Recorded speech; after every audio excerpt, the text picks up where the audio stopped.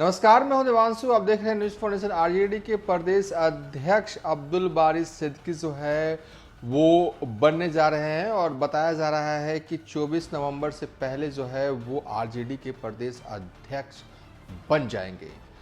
लालू प्रसाद यादव जो है वो खास मकसद के लिए अब्दुल बारी सिद्दीकी को इस बार प्रदेश अध्यक्ष बना रहे हैं। हालांकि कई नाम जो हैं वो रेस में थे, लेकिन रेस में आगे निकल गए हैं अब्दुल बारी सिद्दीकी। अब्दुल बारी सिद्दीकी के बारे में हम इस वीडियो में विस्तार से बताएंगे, आखिर कब उन्होंने राजनीति में कदम रखा और कब सबसे पहले वो मंत्री बने और क्या क्या उनका एक तरह से राजनीतिक सफरनामा रहा और कैसे वो राजनीति में आते हैं, सब कुछ इस वीडियो में हम बताएंगे। बिहार की राजनीति में अब्दुल बारी सिद्दीकी नाम बड़ा है।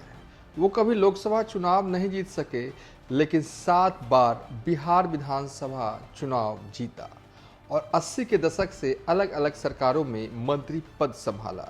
सिद्दीकी अभी दरभंगा की अलीनगर विधानसभा सीट से आरजेडी के विधायक हैं और पिछली महागठबंधन सरकार में बिहार के वित्त मंत्री रह चुके हैं।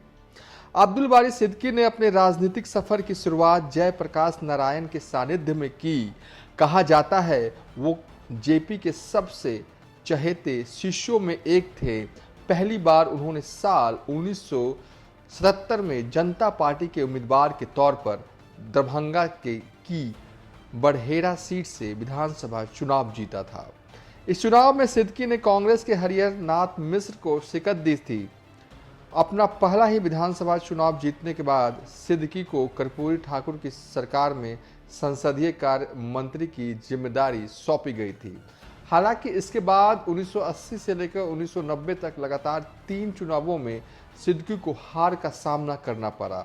फिर उन्हें 1992 में विधान परिषद का सदस्य बनाया गया।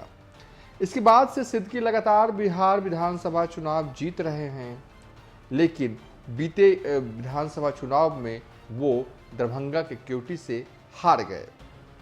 2010 आरजेडी की तरफ से नेता प्रतिपक्ष पद भी संभाला।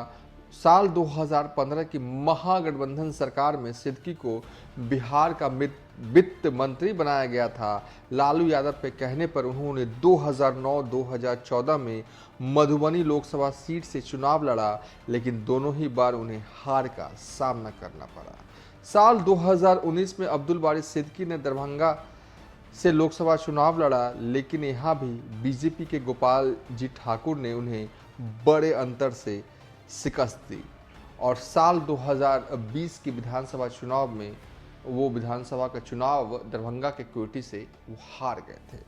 राजनीतिक सफर से अलग अब्दुल बारी सिद्दीकी बिहार क्रिकेट एसोसिएशन के अध्यक्ष और अखिल भारतीय बैडमिंटन संघ के उपाध्यक्ष भी रह चुके हैं।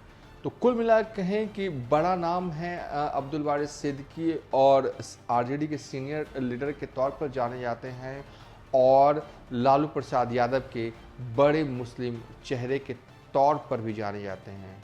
और यही वजह है कि लालू प्रसाद यादव ने इस बार फिर से उन्हें आरजेडी का प्रदेश अध्यक्ष बनाने का फैसला लिया। इससे पहले भी एक बार और वो आरजेडी के प्रदेश अध्यक्ष का पद संभाल चुके हैं। कहीं ना कहीं लालू प्रसाद यादव को ये लग रहा है कि कहीं ऐसा ना हो जाए कि आने वाले वक्त में उनका जो M22 समीकरण है उसमें हल्का सा भी सेंधमारी हो, वो कतई नहीं चाहते। क्योंकि गोपालगंज विधानसभा के उपचुनाव में जब चुनाव हुए थे तो कहीं ना कहीं AIMIM जो है वो 12,000 जो वोट है AIM को मिल गया था और यही डर है कि लालू प्रसाद यादव नहीं चाहते कि उनका समीकरण जो है M22 वो टूटे, वो दरके। इसलिए एक बार फिर अपने सबसे बड़े मुस्लिम चेहरे पर दाव खेलना चाह रहे हैं और कहा जा रहा है कि 24 नवंबर से पहले अब्दुल बारी सिद्दीकी जो है वो आरजेडी के प्रदेश अध्यक्ष बन जाएंगे। फिलहाल अभी तक के लिए इतना ही। आप देखते रहिए न्यूज़ फाउंडेशन।